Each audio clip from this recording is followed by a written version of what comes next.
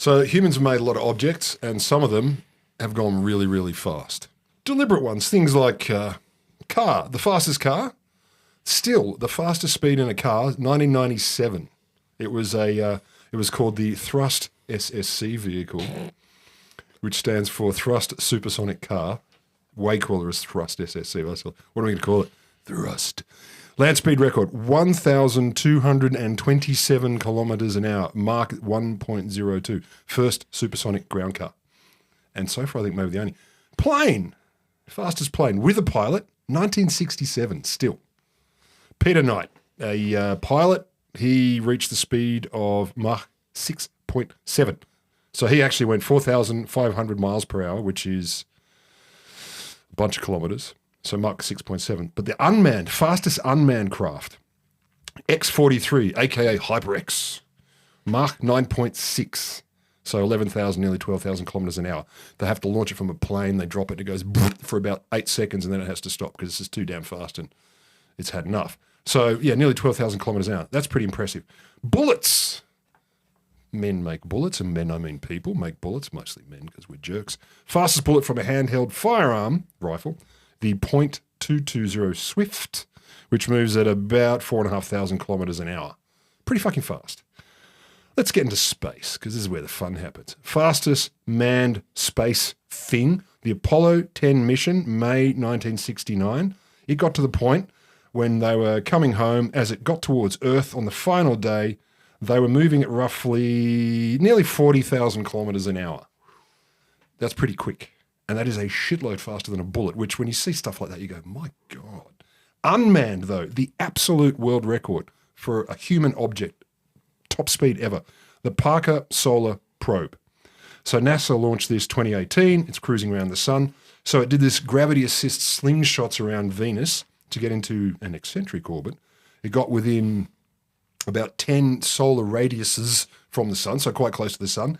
And as it was on its closest approach, its speed relative to the sun was 430,000 miles per hour, or 690,000 kilometres.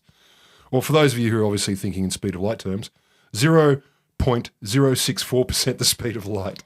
That is the fastest man-made object. But just before the Parker probe, a few decades before, the fastest human-made thing was an accident, or at least a very amusing side effect.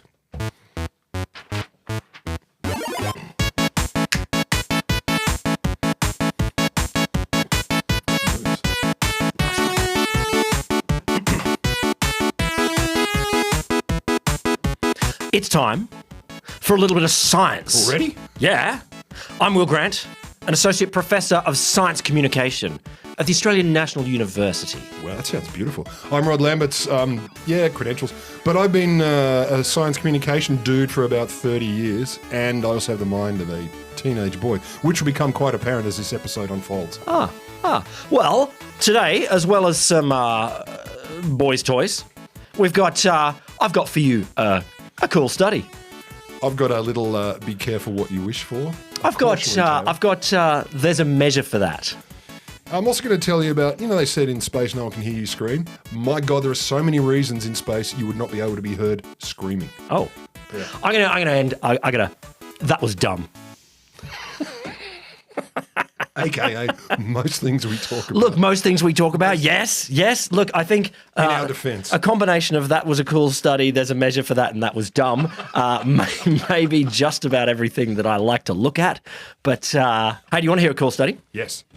You have all 4 of your limbs. I used to have 5.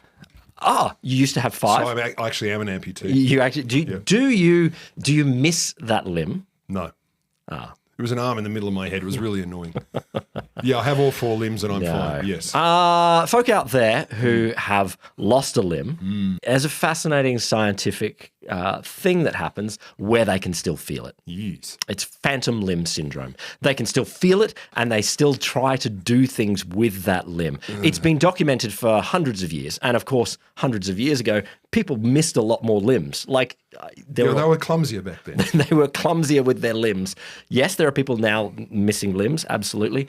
But for a long time, we've known that people could still feel a missing limb. Are you going to talk about some of the terrible bits? Because there's one, I won't say it yet. No, I'm not here to talk about terrible bits. I told you this was a cool study. How bizarre. Like, I was imagining if your hand got cut off and then it's sitting over there and it's not you anymore, A, does it revolt you? B, imagine picking up your other hand and it's no longer you, but it's just this lump of meat.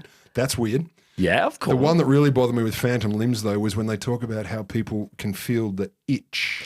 Yeah. And you cannot scratch that itch. That, to me, sounds like a small version of hell. No, 100%. So, look, I can give you some numbers on phantom limb syndrome. Initially, like something like 80 to 100%.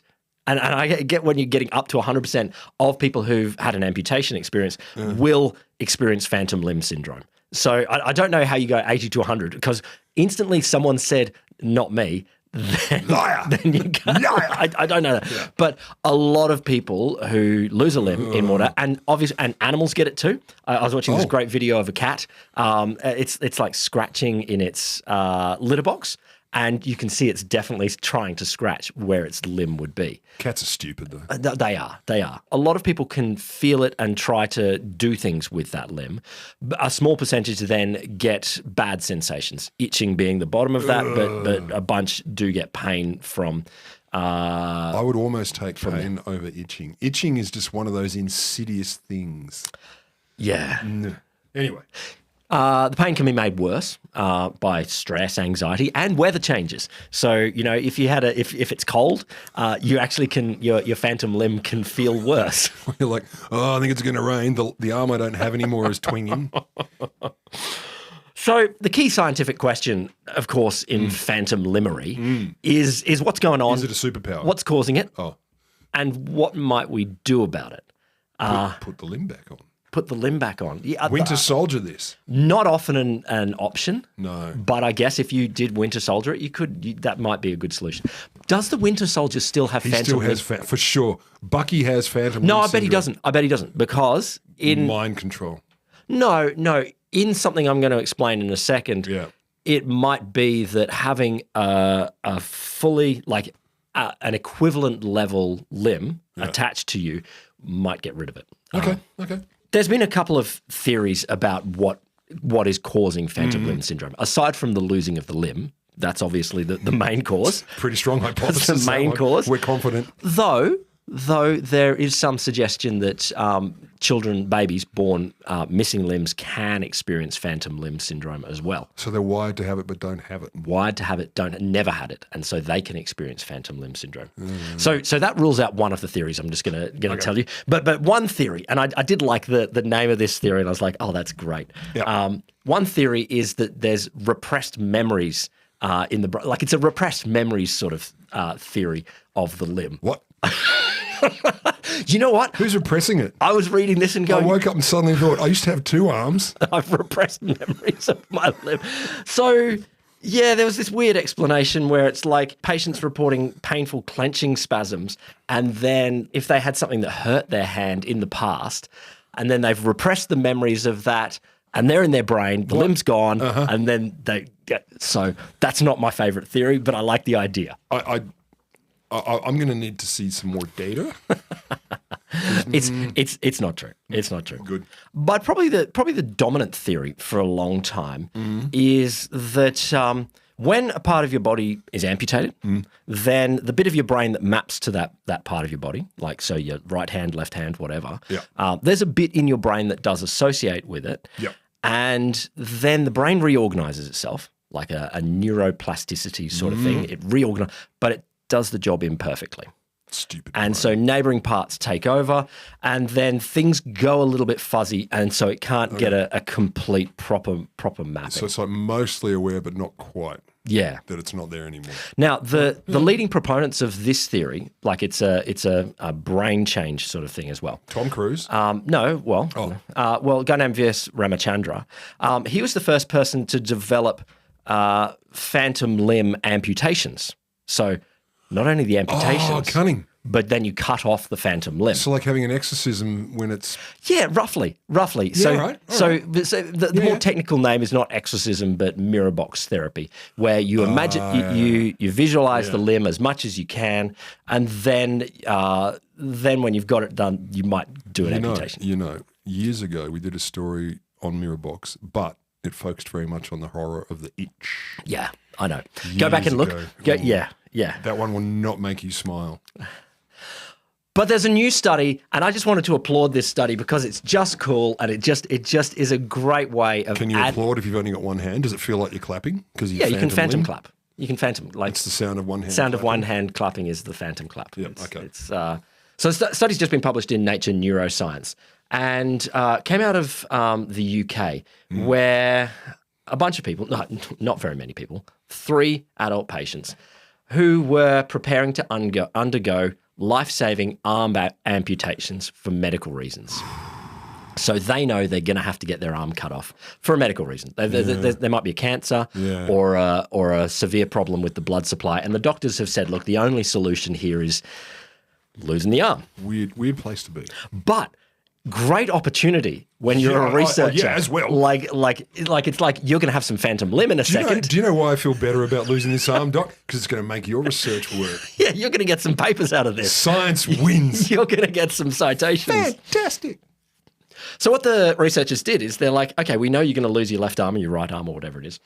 Let's chuck you an MRI first and let's postpone this. Let's put it off for as long as we can. Well, only long enough to get you in the MRI and scan you. Okay. And what they did is they'd scan them and get them to do a few different like muscle movements sort of thing in that area of the hand. Do they phrase this as enjoy it while you got it? Enjoy it while you're getting an MRI and scan. Clench your fist. Not going to be able to do that soon. Well, I mean, enjoy it while you got it. Look at what is your enjoy? You're like open things with 2 hands, I guess is the move your hand. Yeah, move your hand. Have a hand. But they looked at the area of the brain where the hand would activate. So clench your hand or get a feeling in your hand or something like that. Curl your toes, tap your fingers, something like that. Yeah. And they can look with the MRI exactly where the brain activates. Oh, you mean fMRI? I guess because they are functional. They do the scans. Yep. There's the red bit in the brain where they're clicking your fingers is located, and that's a big part of the brain. And then off goes the hand. Mm-hmm. And they put them back in the MRI. Scanned them over a period, like a few times over the 3 months, 6 months, 1.5 years, 5 years out to see. Because once is enough. We want you to really relive this periodically. You've really got to. Oh, you remember how you don't have a hand? Oh, you'd forgotten? Can you please try and imagine clicking your fingers again? Can you please? Remember how we did that 3 months ago and you cried like a baby? Welcome back. But remember, it's science. This is happy science. Look at this paper. I'll put your name in it. I'll put your name in the acknowledgements in this paper. No, to protect their privacy, I assume their names are not in it. So. Oh, that's even worse. Thank you, Anonymous. I think there might be some cartoon drawings of the people. Oh, it's pretty much the same thing. Yeah. So it's money in the bank. Yeah, okay. Okay, so they put them periodically through. Put them back in. Yeah. And here's the thing. There's no changes in the brain at all. At all. Over the 5-year period, if they're clicking their fingers, it is in exactly the same spot in the brain and the same whole way of through. Goo doing really like the same little like they've got these scans and it's for these 3 different patients. It's like locked down. Like that's the area for right hand or whatever it is. Right hand clicking. That's the area for right hand clicking. I don't know about the clicking bit, but anyway, pretty sure. It's just locked down there. And so this just kills the theory about brain plasticity being the cause of goodbye plasticity. Yeah, totally. There's no brain changes. So basically it's saying locked in our brain, and it's not always in the same place for all of us. No. But is an association with our right hand is locked in that bit of our brain. And you chop it off and it's still feeling it. So what this says about phantom limb syndrome is that it's not about changes in the brain. It's something to do with the end of the nerves there and maybe how the nerves are severed or something like that. But it might actually lead to therapies that might not stop people who have phantom limb, but maybe there are new techniques in surgery when you chop off, you might be able to do things with the nerves that might address this problem. I know what to do. Cauterize. I think so. When in doubt, cauterize. If that didn't work, re-cauterize. I think all the way up, burning till it stops. All the way up to the brain, and then until it stops. Yes, that will obviously prevent it. But there you go. I thought that was just a nice thing to go. Here's an opportunity. And with that, or for that, I say, well done. But for all the rest of it, I'm like, oh. So under the guise of careful with what you wish for, let's start with this. One of these, William, is a real headline. You get to choose or guess. Man left with a broken arm because of the size of his penis. Hang on, what am I choosing? What am I choosing here? Headline. There are 3 headlines. New Yorker who ate lethal dose of plutonium, still alive 10 years later. Mayor wakes up in hospital, told his dog drove him there. So one of those is a real headline. One of those is a real headline and recent. Do you want to hear him again? Yeah, give it to me again. Man left with a broken arm because of the size of his penis. We've all been there. New Yorker who ate lethal dose of plutonium, still alive 10 years later. Oh. Mayor wakes up in hospital, told his dog drove him there. Well, I've just got to go. Whilst I like the idea of some giant dong that breaks arms, and I do like the idea of, for some reason they call it the club, eating the plutonium. Yeah. I am a sucker for a heartwarming story, and I love the idea of being driven to hospital. But I would love to be driven to hospital by my dog. I don't think I've met your dog. I don't think it's a good idea. She's lovely. She's not a genius. No, she is not. But she has been smart once or twice in her life. That's true. And so That's true. I like the idea that she's preserving her dumb just by napping on the couch and whatever. And one day she'll be like, I will use all my brain cells at once to drive you to the hospital. No more intelligence left. You're correct. It is man left with a broken arm because of the size of his penis. Oh my God. Why do you do this to me? I'm not doing it to you. I'm doing it for you. No, you're doing it to the listeners For too. you. So John Falcone, he was born in 1970, American actor, television presenter. He came to international attention in 1999 because he claimed he had the largest penis in the world. Oh, okay. He said it was 13 and a half inches when erect. Okay. Didn't sound that big to me, but whatever. But he never authorised or permitted any independent verification of this. So you kind of go, really, champ? Well, I would have thought you'd be happy to try and verify. And you'd go like... If it was true, yeah, you would. Check this out. So then we go to Roberto Esquivel Cabrera, Mexican bloke. He claims his dick is 19 inches long. Okay. Sure. 4 miles. Exactly. Mine's 9 kilometres. I can get halfway to Sydney, but not all the way. But what's it like erect? I've no idea. Don't have enough blood to find out. It's been a hell of a trial, though. Now, this guy, Roberto... Guys are idiots. Fucking idiots. Oh, we really are. So Roberto, depending on what you believe, there are pictures of him like with a long sort of sock. A drawing? A sock. A sock. So he's a proud Mexican man standing there with what looks like a sock-covered thing where a ding-dong would be. Look. Going a long way down his leg. Okay. But this gets better. It turns out that it was probably mostly foreskin. Oh. Okay. And the previous guy, Jonah, said he cheated because he was stretching his foreskin a lot because that all counts as penis length. And Roberto was told, Jesus Christ. Don't worry, you could have a normal sex life if you just had a circumcision because you have basically cut off, 4.5 kilos of extra flesh. Oh, my God. But he chose to keep the baggie because he liked the record. So it's not real. This one's tetchy. But these are wannabes, right? The real guy, that verified Englishman, Matt Barr, independently and medically measured, verified penis, 14.5 inches. Of the people that measured, yeah. Of the people that measured. Okay. We've all do it, don't we? Don't we? Was it just you? Me? Oops. There's also a cast of his ding-dong in a museum in Iceland, so that's pretty much proof positive that, he's massively endowed. Okay. But apparently having this gift is not all beer and Skittles. There are downsides. Are there? There are downsides. Okay. I know. So, for example, he says he gets lightheaded when he has erections. That's because 9 litres of blood is all we have in our body, and he needs 8 just to get that up there. I'm guesstimating. He has trouble finding pants that fit. No doubt. Look, no. Yes. Fuck off. No. Fuck off. I think pants come in a variety of sizes. They do. And also, you can, as you have proven, you can make your own pants, or you can go to a tailor, or you can get tracksuit pants. I do not okay, if he wants super tight pants, it might be challenging. Lululemon do it. But other than that, they got the big swingers section. Trouble finding pants that fit. Come on. He didn't say it was impossible because here we go. This is a quote. I had an incident not too long ago where I was wearing what I thought were relatively baggy shorts. Yeah, okay, shorts might be a challenge. They ended up showing far too much once they got wet. Another time, he was at a vacation resort wearing dartboard shorts with compression shorts underneath, and he thought he covered up everything. I went for a swim. It clung to the outline too much, so one of the hotel managers asked me to leave.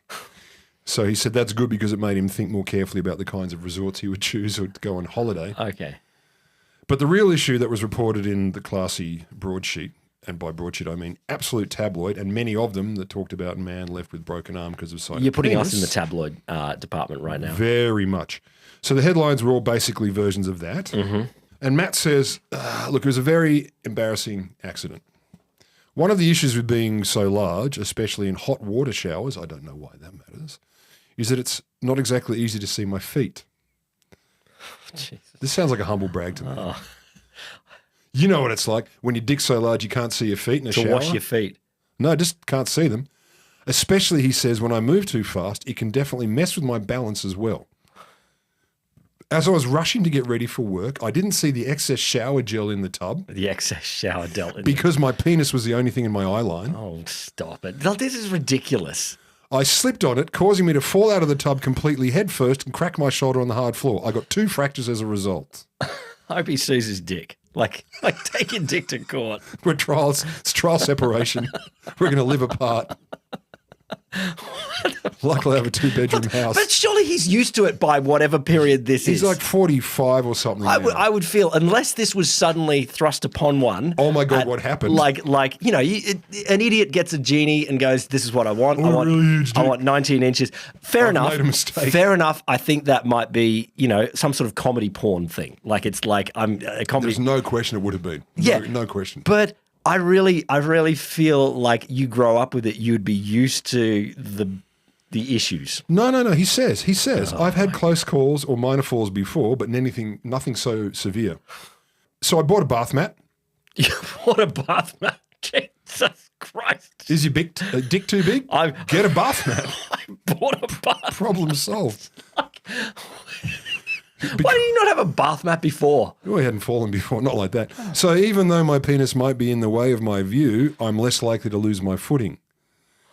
This is one of the many minor things no one thinks about when it comes to having an abnormal body. Let's put out your I penises. get it. No, it's fine. While I'm naturally clumsy, it doesn't help that I have a different anatomy to most, especially such a large one. So as far as I'm concerned, this is actually a story about a clumsy dude who fell over in the shower and the tabloids went, did you know he had a humongous dong as well? Look, it adds to the story. It makes it a story. Yes. But they're not related. I mean, come on. I couldn't see my feet because of my dick. For starters, you got 2 feet. And if your legs are also slightly for double apart, starters, your dick doesn't sit on both sides of the body. He has can a lean. large one, not 2. Why are you telling me this? Yes. Because there's a little bit of science in there. No, I don't even. Oh, my God. You're welcome. So in space, Alien the movie back in the 70s said, in space, no one can hear you scream. Oh. And I remember watching this and going, whoa. And you're like, it's true. It is true. And I'm more scared. I am more scared. So July 16, 2013. That's where we are, setting the scene. Okay. It's still the Obama administration. Exactly. It was back in the time when dogs weren't all doodles. Possibly. No, I think doodles are on the rise. They're on the rise, but not like this. So jaunty 36-year-old Italian astronaut, Luca Parmentano. Was he jaunty? I don't know. Okay. But Luca Parmentano, he's a major in the Italian Air Force. That sounds pretty jaunty. Anyway, he's not even an hour into a 6-hour spacewalk outside the International Space Station. 6 hours? I just got to... It's supposed to be 6 hours. What would be your preference in terms of amount of time for a spacewalk? I don't know. I'd have to get out there and kind of go, do I love it or am I freaking out that I'm not falling? No, totally. I get it. I'm super keen to do a spacewalk. It'd be awesome. Yeah. I just feel like 6 hours, you're too much of a good thing. Like that is 2 Endgames. You can watch all of Endgame twice while you're on your spacewalk, and I'm like, that's more than I need. I'm simple than that. I'm like, I can't scratch my face for 6 hours. Well, I like that. Do you? And you just scratch yourself then while you're talking about it? No. This is what Yoda said. Channel it. Oh, so good. That's how you become a Jedi. For 6 hours? I think that's how you become a Jedi. It probably is. So he's less than an hour in. It's supposed to be 6 hours. He's out there with a US astro fellow called Chris Cassidy. So Parmentano, he radios flight controls in Houston. He says, my head is really wet and I have a feeling it's increasing. My head is really wet. Yeah. the head is increasing or the wetness is increasing? Probably the wetness. I don't think the head because the helmet's a finite size. Yeah. No, look. Can you imagine that? My head's wet, but also it's getting bigger. I'm a bit disturbed. You're burying the lead here. Does this normally happen? Like my head is giant. Inflating like a balloon. So yes, my head is really wet and I feel it's increasing, the wetness for certain listeners. So he thinks maybe his drinking water bag is leaking. Okay, fine. Through his head. Onto. And of course, gravity ain't what gravity is in our world. In a world with gravity, no. So he drains his drinking water bag, which I assume means he drank it. Okay. But weightless blobs of water keep gathering in his helmet. I know what these are. So Parmitano says, where's it coming from? Then he goes, it's too much, now it's in my eyes. Ooh. It's dripping into his eyes, or is it like volumes? Moving around. There's water slushing. freely sloshing around in his helmet. So mission controls say, seriously, spacewalk is off, get back inside. Yeah, fair enough. So it sounds fine, but it was only his second spacewalk and he wasn't quite sure which direction to go to get to the hatch. Oh. And also, as he puts it, the water started sloshing around in his helmet. I feel like, don't you pull on the rope, like that connects you to the space station? Well, he does, but it takes a moment because he's sort of a bit... Well, that's why I should be an astronaut and he should be... Yeah. Not other, an Italian major Air Force guy. So he says later on, after the event is over, he says, worse than that, not only was it sloshing around in my helmet, the water is covering my nose, a really awful sensation that I make worse by my vain attempts to move the water by shaking my head. Now, it's in 0G, so I don't quite know what results that would give you. It would, like if it's on your head, you shake your head and it spreads to the helmet. And you get little balls of water. Yeah, they flick off. Yeah. By now, he says, the upper part of the helmet is full of water and I can't even be sure. Full, the upper part. I can't even be sure the next time I breathe, I'll fill my lungs with air rather than liquid, which is nerve-wracking. Is this totally, he's imagining it all? Like this is like the, Why would I tell you that now? Why would I leap straight to that kind of reveal if it were indeed the reveal? Look. Yes, this is actually a cautionary tale about taking mushrooms in the space station. Just as an aside to describe the situation, the NASA flight director said, if you want to reenact this experience, basically go stick your head in a fishbowl and try and walk around. I assume he means a fishbowl with water in it. So Parmitano, he tries to contact his spacewalk partner, Cassidy, and mission control as well. At this point, now no one could hear him. So he says, I'm alone. I frantically think of a plan. It's vital that I get inside as quickly as possible. I think the plan should be panic really hard. You shit yourself. Just really go to town on panic. Yeah, like in a way you've never got to do. Before. And push yourself so you spin infinitely. Just spin infinitely, shit yourself, cry, vomit, get it all out. That's it. Yep, do everything. So he realizes that Cassidy, who is already heading back to the airlock via a different route, could probably come and get him. Then he remembers the safety cable you were talking about. Ah, good old safety cable. So he hits the old recoil mechanism. It pulls him back towards the hatch. Oh, there's even a mechanism? I think you should use your hands. Yeah, but you're worried you're going to drown. He pushes the button or whatever. He recoils back in. On the way back, he thought, what will I do if the water reaches my mouth? Yeah, of course. Before he gets back there. And he goes, okay, I've got an idea. The only idea he had was, I'll open the safety valve on my helmet and let some water out. I've heard about opening things to space? I have heard about that. There are rumours. He says, quote, but making a hole in my spacesuit really would be a last resort. So, he's trained. He knows what's going on. He's aware of that. God. So he says it seemed like an eternity until he finally peered through the curtain of water before his eyes and spotted the hatch. Already I'm horrified. Like this is like the sci-fi version for me of being buried alive. Look, I drowning. I don't want this, but you can hold your breath for quite a while. And as I learned recently, it's... Yeah, but you weren't panicking. You knew it was coming. In your upside-down helicopter tank. No. I have done both the hold your breath not panicking and the hold your breath panicking. And which one was better? Not telling. It's a secret. It's classified. Tune in next week. Classified. Does Will like panicking? What we're going to do is make you panic and then you've got to hold your breath. See, and now when you're calm. So he gets back inside to the airlock. They begin repressurizing the airlock. And he says, the water is now inside my ears. I'm completely cut off. I thought mouth was next. Yeah, well, I don't know. No gravity. I think it moves weirdly. Oh, fine. Water's weird in no gravity. So he tried to stay as still as he could to keep the water from moving around inside his helmet, which is fair. But he says he knew that because of the repressurization, if he really had to, he could open his helmet if the water overwhelmed him. He'd probably lose consciousness, but it would be better than drowning inside the helmet. And I'm like, I agree. I agree. Rapid depressurization or definitely drowning. A. Engineers, I reckon, there's probably 1 to 1.5 litres of water inside his helmet at this point. Wow. Which is not none. Yeah, it's less than a 2-litre milk bottle, but more than a 1-litre milk bottle. It really is. This is why I talk to you about this stuff, because I couldn't visualise that until then. Now it makes sense. A lead spacewalk officer says, in zero gravity, water pools in a great big glob, so it doesn't necessarily go down into the suit, but there's not a lot of absorptive material in the helmet, so it's tricky. Marcia Smith, she's a space policy expert with a bunch of places. She says, look, it's always dangerous when you're outside the space station. Yes. You need some amount of time to get back to the airlock. Yes. Then inside the airlock, waiting for it to repressurize. We're like, yes, I don't think you need to be an expert. You just have to have seen any movies. So what we were concerned about was he could actually drown inside the helmet. They clearly expressed concern this could have been a very dire emergency. You're like, yes, so he could have drowned. What actually happened? So this woman continues, Marcia Smith. What surprises me the most was how surprised they were at this failure, and they still don't understand now. So the people at mission control and in the space station, they're like, how the fuck did this happen and what's going on? So there were early analyses, and they say, look, it didn't come from the drink bag because he drank it all. The engineers then started to focus on his liquid-cooled underwear. We've all tried those, and they do leak, it's true. Indeed. So NASA, after a month, they traced the problem to his spacesuit backpack, which is full of life support gear. But the precise cause was still unclear. And it was possibly at the time the closest call an American-led spacewalk had ever had. So the following year, like 9 months later, NASA do a report, and they say, here's what we found out.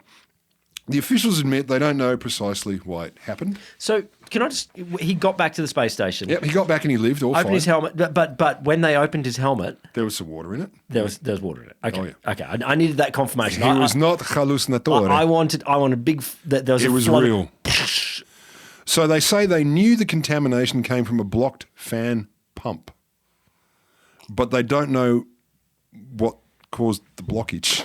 The weird thing was then the flight directors say, well, we were surprised by the accident, but the same freaking spacesuit had leaked a couple of weeks earlier. Hey. So it seems to have been a failure in comms up the chain of command within NASA that didn't say, oh, by the way, this thing can, cause a hint of drowning. Put that guy in the dodgy one. Like it's a hazing thing. That's what it is. Put the new guy in the shitty spacesuit. Look at the Italian crying like a baby just because he nearly drowned. Put him in the one that floods while you're out there in space. What are you going to do, Luca? Major, is it? Yeah, it's just ridiculous. This guy could have drowned in space and it could have been avoided, but... Of all the things that could go wrong, every millisecond on every space adventure, it's amazing they're not dead all the time. 100%. It's amazing. Hey, Rod, does your house get hot in summer? Yes. To the point where you'd want some solutions. Prefer it didn't? Well, because I live in a house that is quite endemic to this area, which goes, seasons? Huh? What? Huh? Insulation? Can't even spell it. No. Well, I got a solution for you. Cool. It comes from our plucky English but European friends. Have been looking at ways that you can go, how can I cool my house via different sorts of methods? Insect wings. It's not quite insect wings. But this comes from Ben Roberts, who is a senior lecturer in healthy buildings. Not the dude who's up on war crime charges? No, not that Ben Roberts. Different Ben. That's Ben Robert Smith. Robert Smith. You're right. You're right. A senior lecturer in healthy buildings at Loughborough University. So he lectures to buildings. How you can be lecturers healthy. Lecturers in. Yes. He's come up with an idea that one thing you can do, and he's gone and tested it, is you can get yogurt and you smear it all over the windows of but I tried that. Your house. And you get a very attractive moss. And no. He said the results of a month-long experiment. Smelt bad. First of all, the smell goes away in 30 seconds. Does it? You would be surprised. Does it? You would be surprised, he says. But can I clarify? What he means is, so the smell lasts for months and then suddenly within 30 seconds it's gone? When you clean it? No, or you get used to it in 30 seconds. Exactly. I don't know. Suddenly I don't care anymore. I don't know. No, maybe once it's dry. Once the yogurt has dried, once the smeared yogurt has dried, then it's fine. Okay. The experiment. So they got two houses. So next door, so you can have a control. How hot is this house? How hot is that house? Yep. The indoor temperature of the house with the yogurt smeared all over the windows was on average 0.6 degrees Celsius cooler. 0.6. But up to a maximum of 3.5 degrees cooler when it was hot and sunny. So smeared over the windows. Yeah, over the windows. You don't have to do the whole house, just the windows. Just the window. Just the bits you want to see through. Just the bits you want to see through. It's like, have you considered spraying your windows with insulation? I have, but it kind of defeats the purpose of having a window. Whether it's yogurt or not is feeling irrelevant to me right now. Yeah, but it's cheap. That's a shitload of yogurt. Have you seen the windows in my house? There's a lot of glass. That's true. Well, they said they used a supermarket brand of Greek yogurt. You would. So you don't have to get It's got to be Greek. It's got to be acidophilus. Well, they said Greek. It has a fat percentage of 10%. So you don't have to get like the fanciest yogurt. Like it doesn't have to... Because your 6%'s garbage. Just nothing. So looking for some home techniques. There you go. There you go. My problem is solved. Smear away. So I opened up telling you about, fastest human-made objects and the fastest any of them gone. And I talked about the one that really won was the Parker Solar That's Probe. cool. That's cool. So it's been looping around Venus and the sun. Yep. It's getting up to 400,000. It was nearly 700,000 kilometres an hour. Yeah, I was saying in miles because I was for our American listeners. Yeah, you did for them. Yeah. But anyway, so the one that really caught my attention. So it's the late 1950s. 1950s? Yeah. 1950s wins this record. Oh. Well, not as fast as the Parker. The Parker is the They winner. put some plutonium in it, didn't they? Look, nuclear stuff was involved. Well, there you go. That's the 1950s. That's how they win every race. They're like, we can use In nuclear anything. without any care. Dentistry is failing. What do? We nuke it. Like. See, that's the thing. Yeah. If you want to have a science race against the 1950s, they're like, Nuke. but we use nukes and you guys suck. My dog, I can't hold my dog still enough to cut their claws. Yeah. Plutonium. Atomic age, man. Plutonium. When you don't care. So the Pentagon says, look, we've got to stop doing these atmospheric nuclear tests. They should be underground with absolute nuclear so that we can containment. understand when we're bombing the Soviet underground cities what it'll be like. Exactly. Yeah. So anyway, they say, look, we want to have absolute nuclear containment in mind. We want to make sure we can really test without causing too much radiation. So this is where we come to our underground nuclear testing program called Operation Plum Bob. Plum bob. Plum Bob. I love saying the word plum bob. It really Plum Bob. It's great. It wants to be said. So there's a scientist on the project called Robert Brownlee. He's told to design a test for limiting nuclear fallout for underground explosion Well, you're not going to get any because it's not going to fall. It's going to be under. You're right. And that's the plan. It'd be nuclear rise. That's his fall up. Like his one-page report, there's no falling here. Yeah, this would be fall up, and I fixed it because we don't do that. So his solution was, look, you take your boom boom machine bomb, you put it in a deep pit, and you cap it with a 4-inch thick iron manhole cover. 4-inch thick. So you got a big long tube, and then you cap it. It's a lot of iron. I think but iron is, iron's iron. I like iron. Iron is iron. So they built a big long hole or tube, pop the bomb down it, you weld a plate on top. So the theory would be it's like a tamping rod. You tamp it down. You tamp But your hang on, this explosion is down. one tube down? Yeah. Long tube. So like a rifle barrel. Kind of. Rifle. Yeah, that doesn't come up. An earth rifle barrel. Yeah, they don't mention that. They don't mention that, which is interesting that you would say that. It's like because there's a few ways that you can bury things, but in a rifle, yeah. Not. For some reason, that didn't come up. I just feel where the physics is going here. Yeah, it's not hard to work out. I mean, really, let me tell you anyway, because you'll like this. Wait till we get to numbers. So you tamp it down. So basically, then you weld it on, and most of the stuff goes down, not up, which is good. That's desirable. Okay. Why? When you go boom. Why would it go down? Because it's been held in place and it's deep underground, so it doesn't burst into the atmosphere. It stays underground. No, sure. Yeah. But deep in the hole, we got a nuclear bomb, and let's say the nuclear bomb, it goes in a sphere around the bomb. So half of it goes down, and half of it goes up. So there's. I didn't design this. And then I'm just the messenger. When you have made a hole that points in an easier channel. Yeah, you're feeling like maybe you've given it egress. I feel like It's not going down very much. It's mostly going whole. Well, what they can't do, I agree with you, barrel. but like if they actually just buried it and then poured a bunch of concrete on it and blew it up, they'd be kind of like, okay, you ready? Did it blow up? Yep. See, the Soviets would have done that. Hard to measure. They like concrete and... But it's hard to measure what happened when you do it. They Okay, want well, to measure fine. things. They want to measure things. It's the 50s. It's the atomic age. So we get to test one, Pascal A, 1957 July. They put the bomb at the bottom of a hollow column 150 metres deep. Oh, nice. They weld a 900 kilogram iron cap on the top. 900 kilograms would be very heavy for me to lift. I'm close It's like to, you and me combined. I'm close to a nuclear bomb in strength, and adding you, then how possibly could a nuclear bomb lift this? It couldn't. It's impossible because it's welded. Didn't I mention it's welded?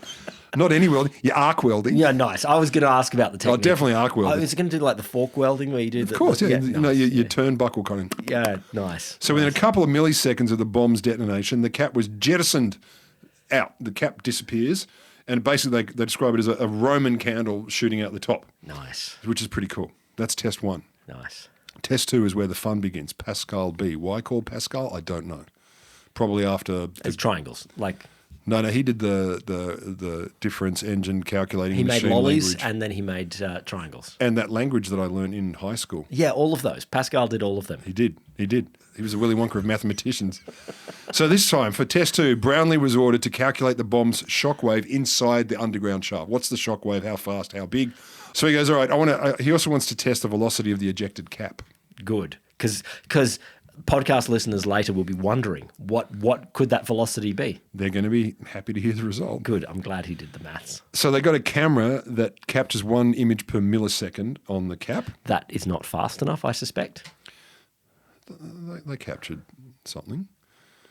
So in 2002, Brownlee was writing about... On the cap. It's not sitting on the cap. No. It's like capturing a view of the... I assume it's piping back to somewhere that isn't getting nuked. So years later, 2002, Brownlee apparently wrote an essay or a report or something talking about stuff that happened around this test, including a dialogue with a guy called Bill Ogle, who is a division leader or a leader in this project. So it goes like this. Ogle, what time does the shock arrive at the top of the pipe? Brownlee, 31 milliseconds. Ogle, and what happens? Brownlee, the shock reflects back down the hole, but the pressures and temperatures are such that the welded cap is bound to come off the hole. Ogle says, so how fast does it go? Brownlee, my calculations are irrelevant on this point. They are only valid in speaking of the shock reflection. Ogle, how fast did it go? Yeah, motherfucker. Like, don't tell me your calculations are irrelevant. Shut up, egghead. Dude's got to know. Yeah. Like, how fast did it go? Brownlee, those numbers are meaningless. I only have a vacuum above the cap. No air, no gravity, no real material strength in the iron cap. Okay, he's like, there's the Earth's atmosphere here, buddy. You know, too many things I don't know, man. I can't tell you numbers. Well, no, effectively, the cap is just loose travelling through meaningless space. Ogle, and how fast is it going? Yeah. And apparently this last question was basically a shout going, for fuck's sake, answer me. So let's pause for context. I just want this military guy. He's like, can I shoot someone with this? Like, Yeah, can I shoot some Nazis with a cap from is this a son of a bitch bullet or a colossal son of a bitch bullet? So we'll pause for context before we answer Ogle's question. To get to low Earth orbit, you need to get about 28,000 kilometres an hour. I can do that. Your thing. Yeah, I know you can. You're very strong and fast, Yeah. which is an unusual combination. Yeah. Like the Peacemaker. To escape Earth's gravity, so escape velocity, you need to get to 40-odd thousand kilometres an hour. Okay, nice. So keep that in your mind. Brownlee's answer to the question that Ogle shouts, and how fast is it going, is 6 times the escape velocity from the Earth. 6 times. So is it 240,000 kilometres? In that vicinity. So to be clear, to begin with, no one thought that the cap would be launched into space. That was never a consideration. But once the bomb detonates, so we get back to the camera 1 frame per millisecond, it appears in 1 frame. Yeah, okay, good. Just 1 frame. That's what I was thinking. So I was like, cap, and that's the end of it. And so there's not a lot of calculating when things happen here. No, like we went boom, it went, that's the end of it. So there's no direct velocity measurement. They have to infer and calculate. So Brownlee goes, I've done some maths. It's probably travelling at about 200,000 kilometres an hour. So to be fair, only 5 times escape velocity, which I think is magnificent. So which way was it pointing? Does it go around the sun? Does it? Well, they said, look, everyone expected they could go and look for the manhole cover before the experiment, but it turns out they couldn't because No. it probably ended up in space. No, well in space. Well in and truly. And like this is before Sputnik was launched, so it may have been the first. Hey, good on them. Yeah. Good on them. You can write to the Americans and say, actually, You beat them. you beat them. Not deliberately. Yeah, and not as high tech, but But so what? The giant rifle barrels. So basically, not only the fastest man-made object in history until the plummeting Parker solar probe, but it might have been one of, if not the first man-made object to be shot into space. So I like it more than the Parker solar probe because it's way funny. It's basically, in my head, is Roadrunner and the Coyote trying to do something, and instead this 900-kilogram iron plug just teleports into space at velocities they'd never even considered. I before. love it. I love it. But it's also, in my head, I'm like, we'll never repeat the 50s again. Ever. And there will never be the 50s, that time when it's Innocent. like, we can fucking do anything, Yeah. and we probably should. Yeah. And what do you have? Fuck the All consequences. the resources. What about your morals? Oh, we didn't think of that. No, that's for other people in the future to care about. Yeah, retrospectiveness. You guys and your revisionist views of history, like we're evil. Oh my God.